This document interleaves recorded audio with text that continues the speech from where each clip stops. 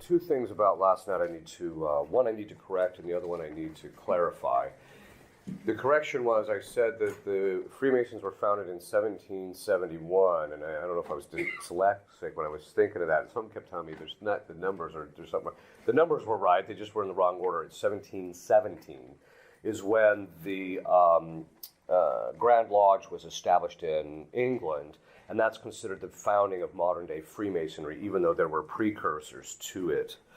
The second thing was, as I said, that to clarify this, that the church had condemned the theory of participationism, and that condemnation was a bit of a strong term. They actually, what happened was that the Propagation for the Faith in 1857 draw attention to the fact that the Protestants had come up with this idea and that it was erroneous.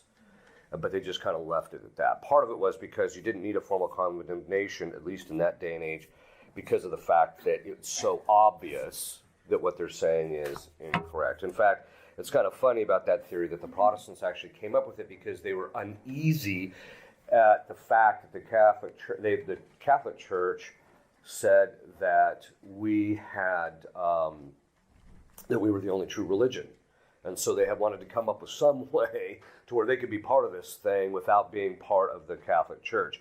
Of course, then to address that, the First Vatican Council then said that the principle of union is the papacy.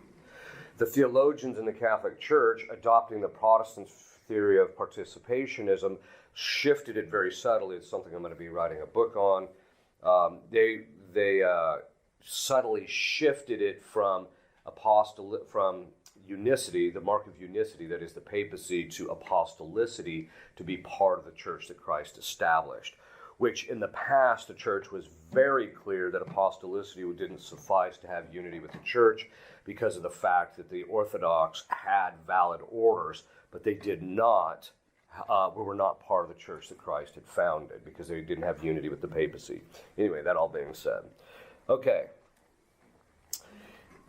After the shock last night, and by the way, what we talked about last night was just the tip of the iceberg. It doesn't even get into things like abortion and all those things that are out there, all the sins crying to heaven for vengeance, etc. We're not even, and we can also just stand back and just get an objective look that even on a societal level, things are in chaos, right? Everything is just breaking down, the social order down. And by the way, this breakdown in the societal order is not just normal decay. This is stuff that my point last night was we're in a battle for good and evil, and the evil people are intentionally trying to destroy our culture, our country, our sovereignty, all those things, in addition to trying to destroy the church, etc. Okay. So what do? Okay. There's two ways I want to approach this. The first is how do you approach this on a natural level? How do you navigate the situation on a natural level? If you look at trying to achieve an end, St. Thomas says, you have to use a means in order to get to the end. And those means are also surrounded by a set of circumstances, which affect how well you achieve your means, he says. Okay. The end is the salvation of your soul, obviously. That's the end. The means are twofold. One, there's a set of natural means, and then there's a set of supernatural means, and the supernatural means we'll talk about this afternoon. But then we're also going to talk about circumstances, because the circumstances can affect how well you achieve your means, or they can even block your achieving the end. And so we want to make sure that we understand what goes into all of this, achieving the salvation of your soul. Okay.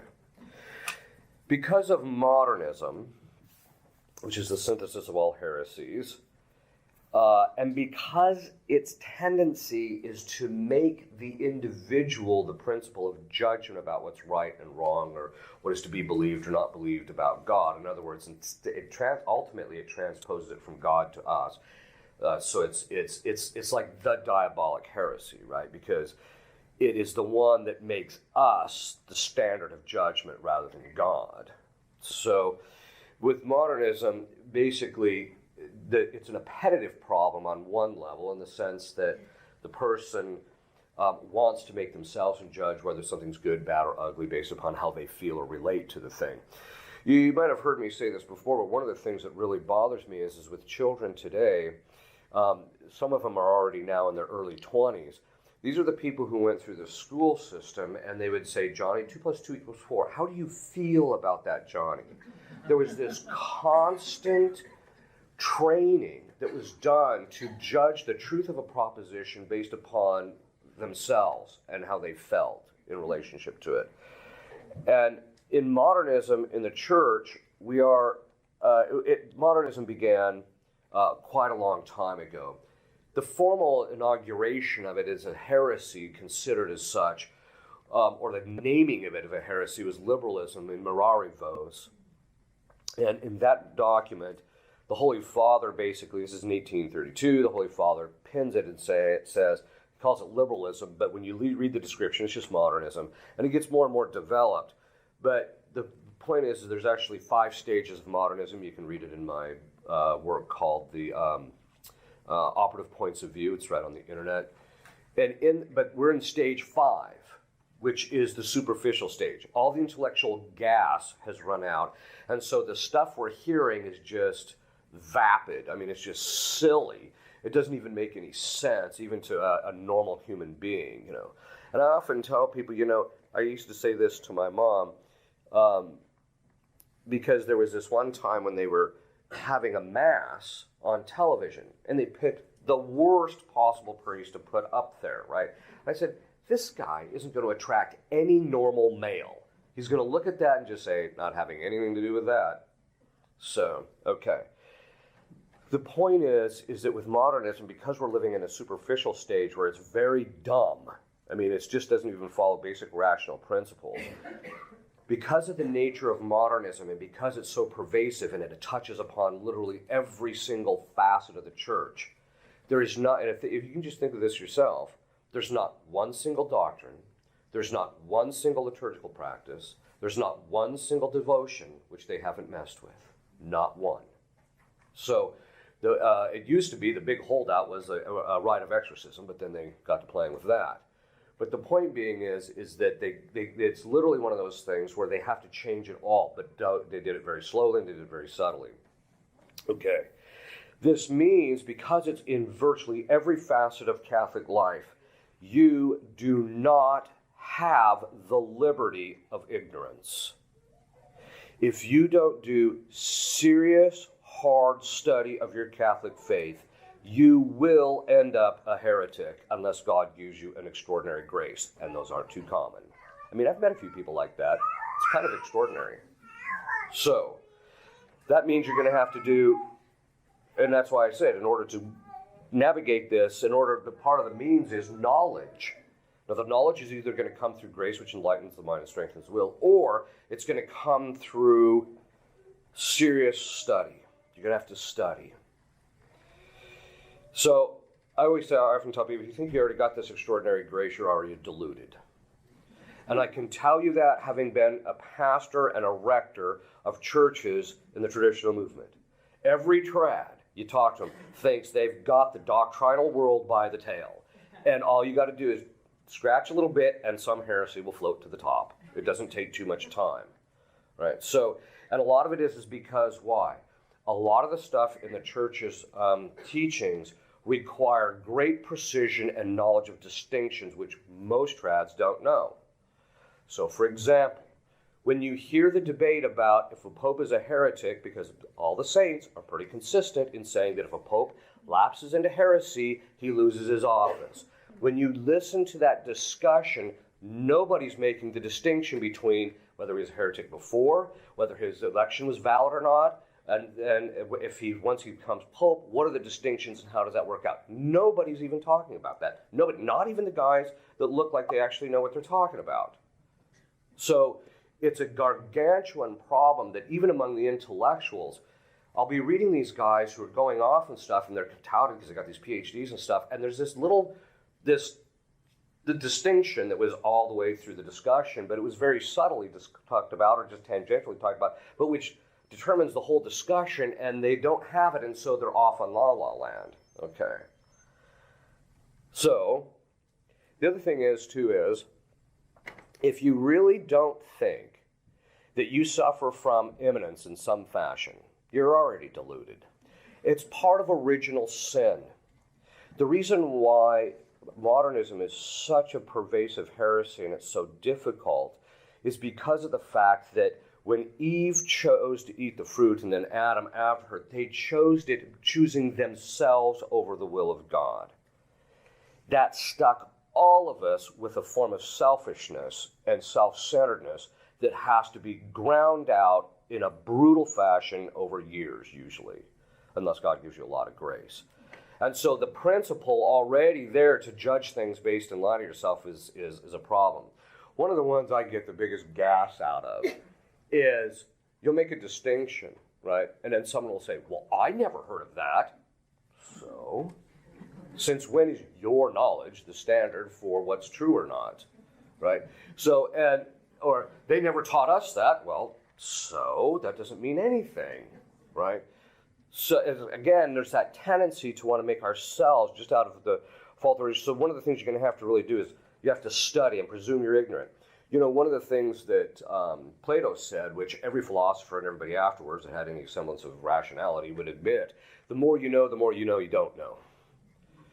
So, and this is something which is the recognition that you have to continue working on knowledge of the faith. The other thing is, too, is recognizing, look, there's some questions that are above your pay grade, right? So, for example, what you do with a heretical pope is above virtually everybody's pay grade in the church except for a very small handful of theologians, right? And this is also, so I tell people, don't even get involved in that discussion as a general rule. In fact, it was really funny because I had a discussion with somebody recently, and he said, well, the reason that you can judge that he's not the Pope is because he's not the Pope. I'm like, you just begged the question. You just asserted what you're trying, you're basically asserting in your conclusion, or you're asserting in your premise what you're already trying to conclude. So I said, and it's circular reasoning. I said, sorry, it doesn't work. So anyway, he just didn't think I was getting it. And I'm like, no, I think that it's a very basic logical fallacy that you're not getting. Okay.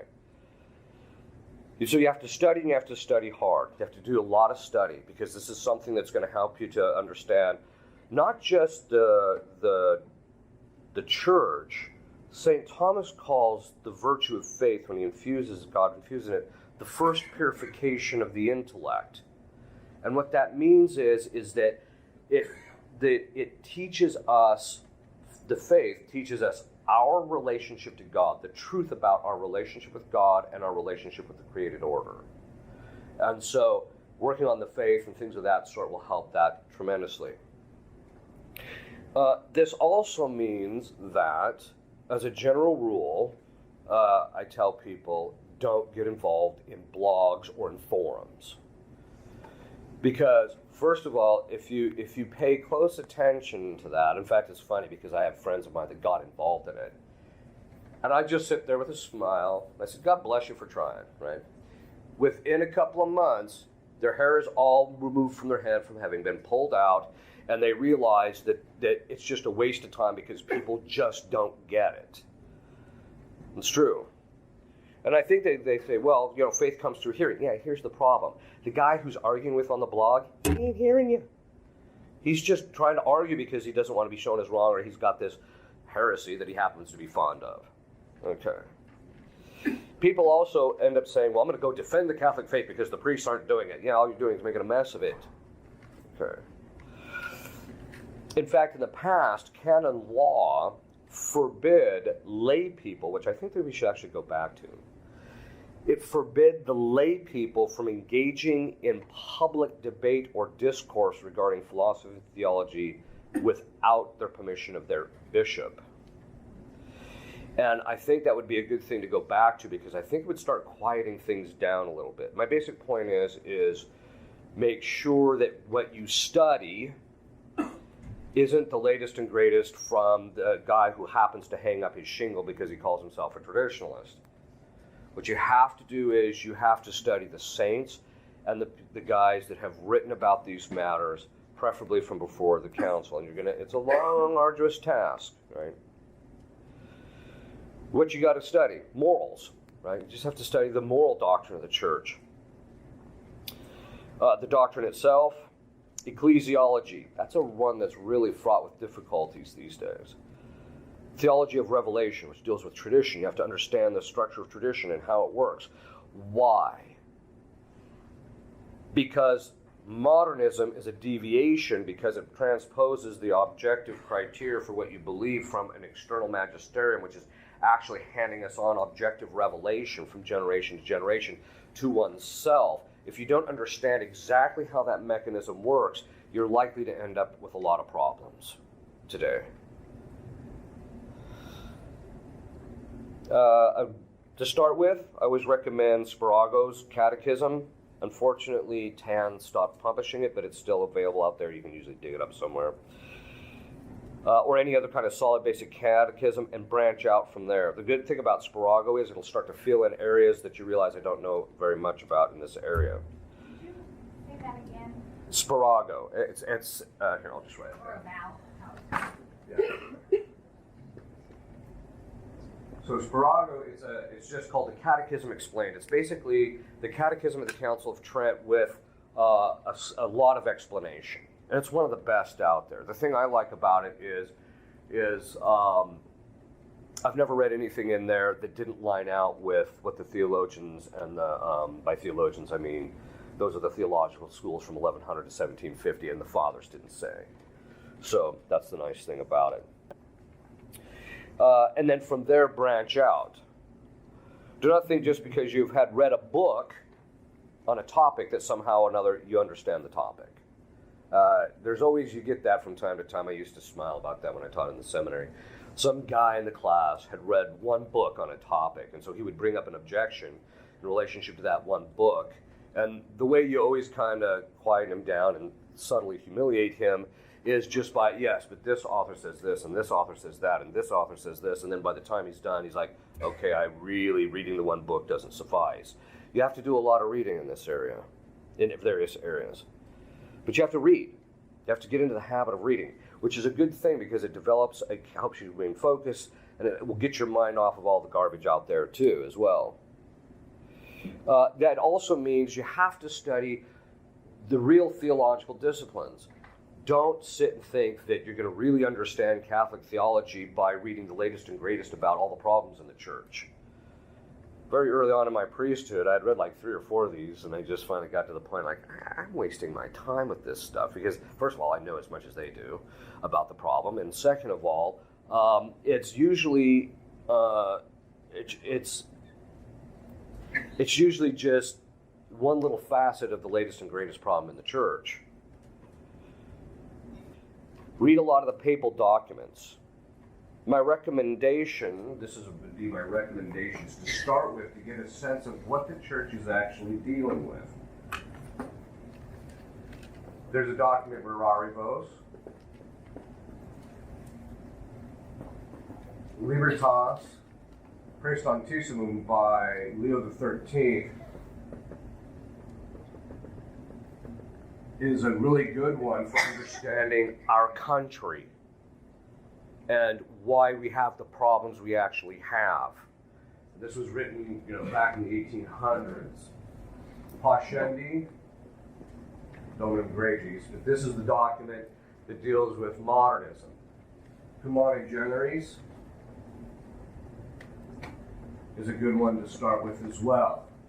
When you start reading this stuff, the clarity in church documents is astounding when you get through this stuff. It's actually kind of exciting when you read this stuff because you get a lot of knowledge about this stuff. This is where I would start, just in reading of the papal documents, and then from there you can kind of branch out. Generis, sorry. I got a D in penmanship on 4th grade. Okay. This is your goal. What you have to do is build a repertoire of knowledge regarding what the church has always taught in relationship to those things necessary for salvation. That's what you have to achieve. And then from there you can branch out. I'm going to have to edit that one out of the thing so I don't get myself in trouble. Okay. So the first thing is you've got to study. You've got to work at coming to real knowledge of this thing if you're going to navigate and actually save your soul today. It's just not enough. Okay. And it's according to your state in life, obviously. You don't neglect your duties. The next is you have to work on restructuring your family. Obviously, the attack on the family has been key in undermining the psychological and moral development of people and their spiritual development. Destruction of the masculine character, that is, the destruction of manhood, and along with it, what it means to be a father and a true husband, that destruction has resulted in a huge problem on a moral level. The fathers of the church say that it pertains to the father to confirm the moral code. So what that basically means is the mother, for all intents and purposes, it's the mother who teaches the kid, no, you can't steal. No, you can't do that. No, you can't. But it's the father's place to say, follow your mother and don't steal. This is what she's saying is right, you don't steal. It's his place to confirm it. If he doesn't confirm it, I'm sure all of you have seen this in families where the mother is doing one thing, but the father is off on la-la land, and the kids end up a basket case. Because he doesn't back up what she says. That means that men have to man up and start being fathers. So, and that means following that proper structure of him assuming the head, that basically taking on himself the proper role of being head of the household, but in a manner which is done not for his sake, but for the sake of his wife and his children, so that he doesn't become selfish. It means women have to start working on subordination, and I think I usually encourage women to try and get out of the workforce if they can. And the reason being is because most women will be happier if they're actually at home with their children. I'm sure you've seen story after story after story. One of them that sticks out in my mind was a woman who had reached the top of a manufacturing corporation. She had become the CEO of this manufacturing corporation. It might even have been into pharmaceuticals. But she had reached this level, and she got there, and after about a year, she got irritated. She said, I was sold a bill of goods. I was told that once I reached the top and got my career and was successful, I would have this fulfillment, and I got nothing from it. I'd rather be home with my kids, thank you. So she quit the job, which was a multi-million-dollar job a year, went home and stayed with her kids, and she was happy as a clam. Why? Because God structures women that way psychologically. I've often told people that and part of this all goes back to the communist thing I was talking a little bit about last night, but a lot of it basically boils down to this. It's a bill of goods because this is the story. Swinging a sledgehammer, or digging a hole, or even putting something together, or even pushing paper in an office, is a far less noble work than forming the mind of a child. When women were basically told that their work at home was less noble or that it wasn't as good as what the guys were doing, they were completely lied to and sold a bill of goods. They're far more, to actually to be at home and to form the child is a more noble activity, frankly. In fact, the reason we know it's a more noble activity is because according to the natural law, the man's job is for the sake of the wife and the children so that she can stay home and be able to do that job. So it's subordinate to that rather than the other way around. Children have to work on obedience and piety. In other words, the normal family structure has to be reestablished. And also piety. Piety is the virtue in which we give honor to our superiors. It's completely gone. It basically started when the greatest generation in raising the hippie generation didn't require them to honor them, basically. And so then they didn't. And so the hippie generation became obnoxious, and from that point on, piety was just lost in our culture.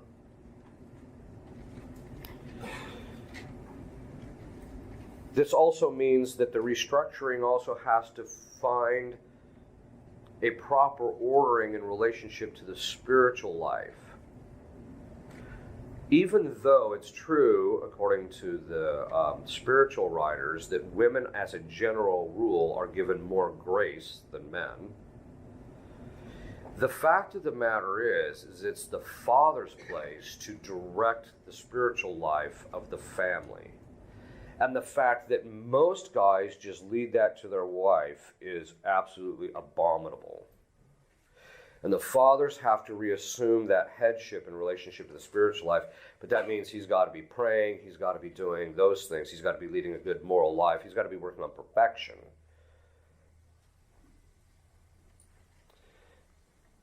So this is, just on a natural level, this is one of the things that you actually have to work on. The restructuring of the family life is the only way to restore the order of our society. I'll say this now, only because of the fact that I don't mind getting in trouble. But there's a line from G.K. Chesterton where he says, I don't know why women want the vote.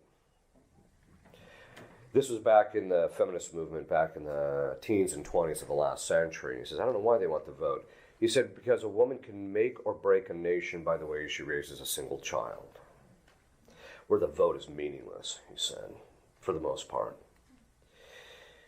Part of the thing that's going to have to happen is I talked about communism infiltrating of this. This means that various facets of this complete false doctrine of feminism has to be done. Now, were men treating women badly? Yes, of course, they always have. It's been from the very beginning.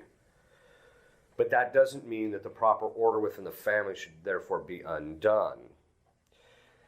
And in feminism, I think that the biggest mistake that's been made is the idea that, as I mentioned, that the work that a woman does at home is somehow less noble. This not only pertains to the forming of the mind of the child, but just even taking care of the home, providing for the home, cooking and things like that. Stuff that can be a bit of a drudgery, but which actually provide a suitability to the life of the husband and the children that would otherwise be lost. Women don't spend much time at home anymore because they're working. Yeah, they get the clothes done, and yeah, they clean things, they make the beds, etc. They're doing the laundry. But the fact of the matter is that there's when I grew up, my mom used to do this from time to time, and you would see this, in reading about things in the past, how women would do these little things, like little craft projects and little things for the various people in the family or for the house, so that there was a certain decorum and suitability to the house that was achieved as a result of that. Now they just go buy stuff and put it up, and it doesn't really mean anything. But I think that getting back to the question of voting, I think that one of the things we have to do is go back to the solid understanding that the basic building block of the society is not the individual, but this family. In the past, there were only two people that could vote. The first was the man who was the head of his household. Why? Because he represented the basic building block of the society, the household. When a woman votes, you are essentially splitting the basic building block of the society, right down the middle.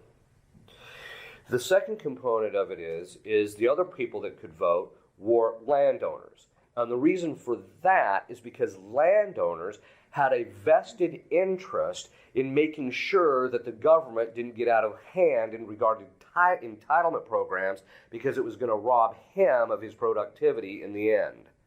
And so that's why those were the two people that would only vote. The other thing is, I can't tell you how many times you listen to this and the wife is voting one way and the husband's voting another, and I'm like, there you go, right? There's a destruction of the unicity of the family.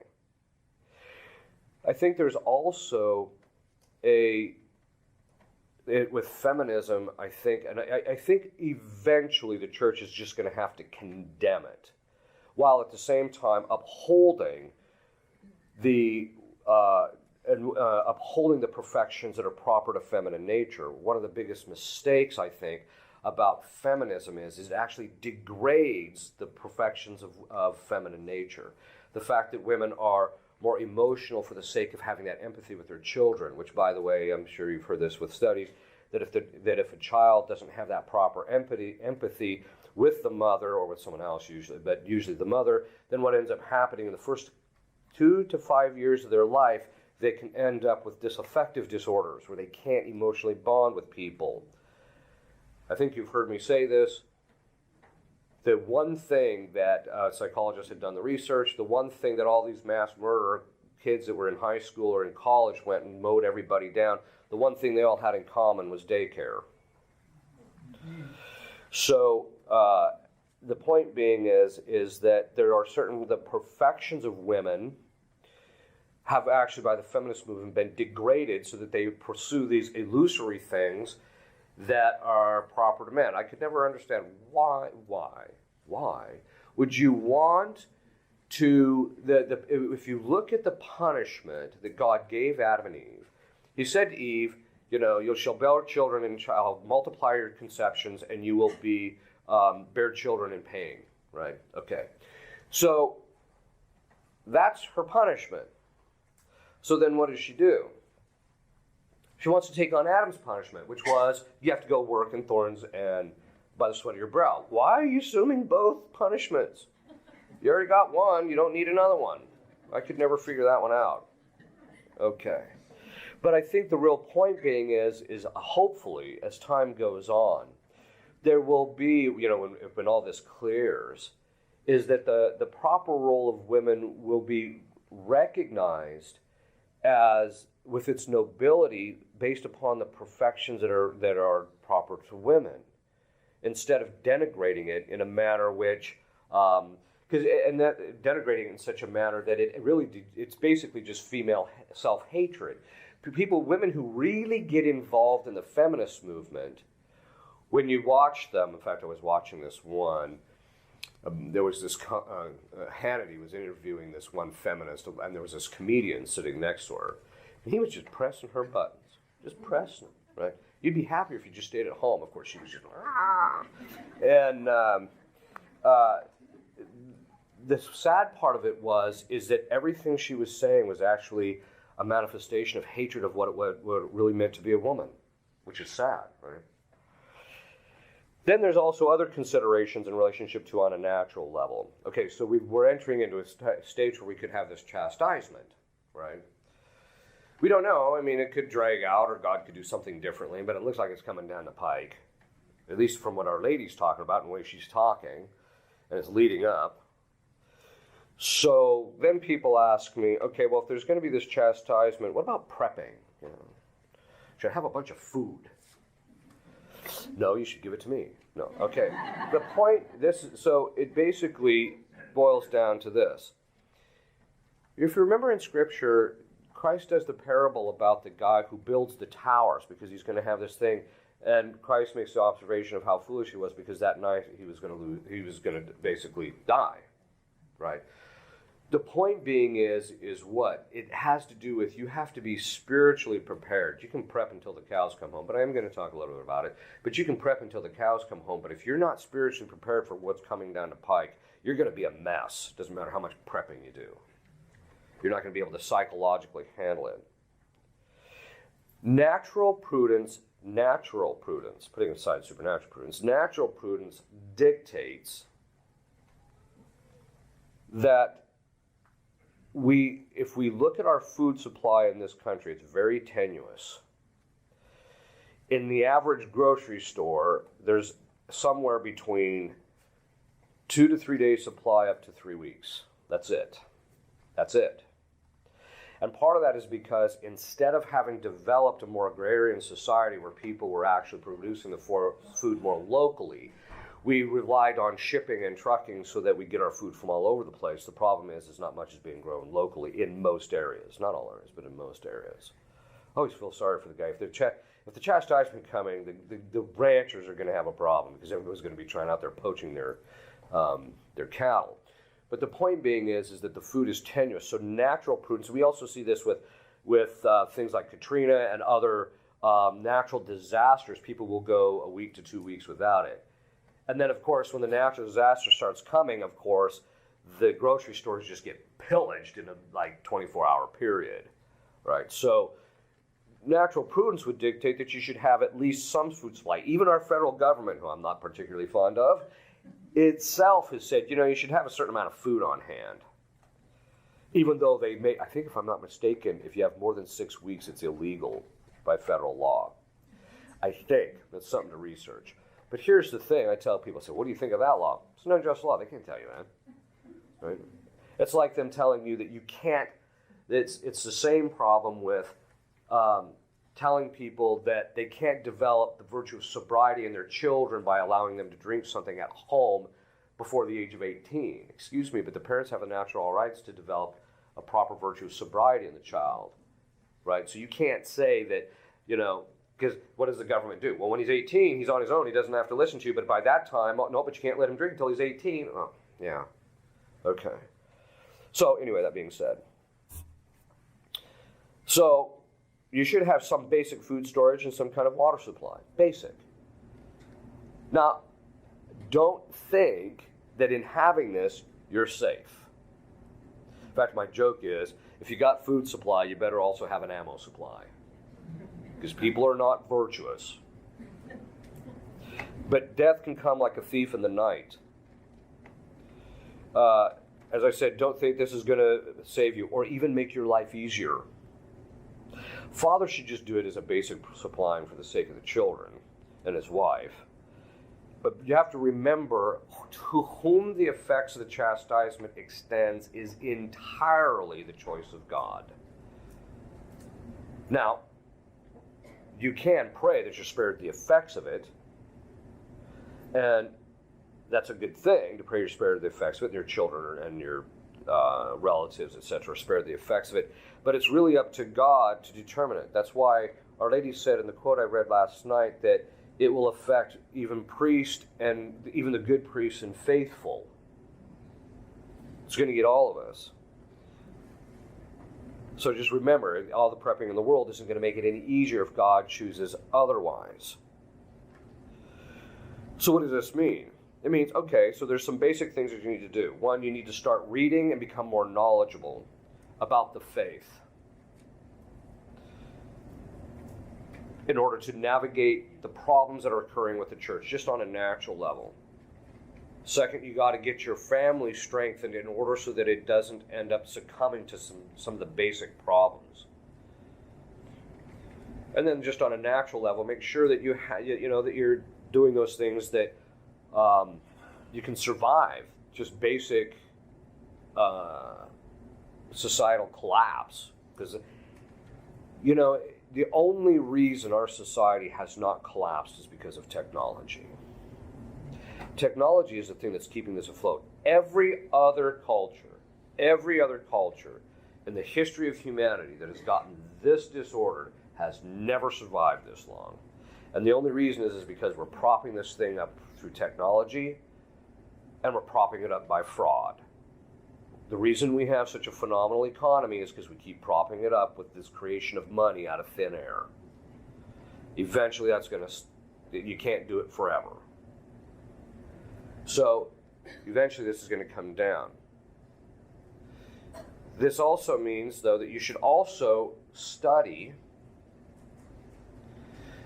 You need to have a decent knowledge, not a lot. It should be according to your state in life. You should have a decent knowledge of what's really going on in the world. And I'm not talking about getting into conspiracy theories.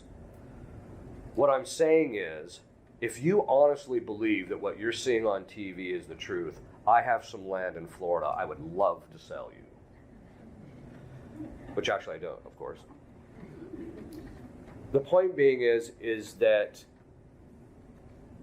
the people who are evil are systematically lying and manipulating us. It's a historical fact that the government in this country began social experimentation right after World War II by doing what? There was a thing called Operation Paperclip, where they bought a bunch of these scientists from Germany over here, whitewashed their war crimes, and used them to do social engineering and restructuring in this country. Let me give you an example, a simple example. The anti-smoking laws in this country were modeled exactly after the anti-smoking laws and campaign in Nazi Germany. Very successful. Germans were great at this stuff. Okay. The point being is that, you know, it's a good idea to be knowledgeable about the fact that, hey, you're being lied to, and B, what's the real story. And so, you know, reading solid books, I'm not going to get into a whole bunch of them, but just reading solid books that will actually give you a Catholic understanding of what's going on here will be very helpful. So those are some basic things that you're going to do on a natural level. And part of this is just that you can have a perspective. So, one, the knowledge gives you the perspective, and then the family life gives you a structure that you can plug into and have a normalcy of life. We are living in an insane culture, and the more insane it becomes, the less it is going to be like the normal family life, normal family structure, the normal society structure. The one thing you have to be prepared for is, as the culture continues to decay, we are in free fall. There's nothing putting the brakes on this. I mean, Trump's trying, but it's like I said, as you drain the swamp, all you're doing is getting more stink coming up. Okay. But as this declines, which, by the way, it can't stop the decline unless God puts the brakes on it. But it can't decline. It's declining in such a manner that eventually you have to accept the fact that in the end, you're going to be the one that's considered evil. You're the one that's going to be considered out of your mind. Even though you're the only sane one around, right? You just have to expect that. And that means your relationship in the church, with the people in the church, and in the culture, you're going to have to take a very specific spiritual approach to it, which we're going to talk about in the next conference. But just accept the fact that this is just going to simply get worse. That will come when we talk about detachment. Okay. So you can do all these things on a natural level, but in the end, you have to have your spiritual things in order. And that's what we'll talk about in the next conference. So if you'll kneel, I'll give you a blessing. Benedictio Deum omnipotentis, Patris et Filii et Spiritus Sancti, super vos et manet semper. Amen.